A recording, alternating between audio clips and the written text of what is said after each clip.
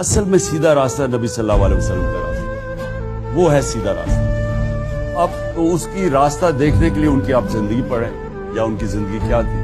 ان کی زندگی تو بڑی مشکل زندگی تھی، آسان زندگی تو نہیں تھی۔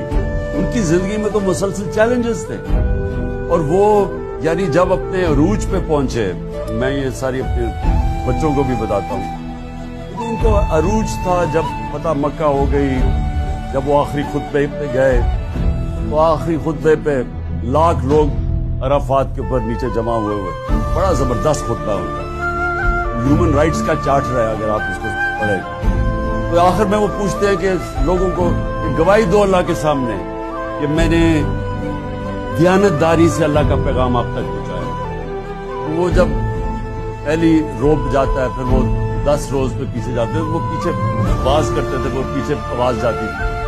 جب پیچھے تک آواز پہنچی تو ایک شور اٹھ گیا کہ ہاں نبی، آپ نے دیانت داری سے اللہ کا پیغام دیا۔ تو لوگوں نے رونا شروع کر دیا۔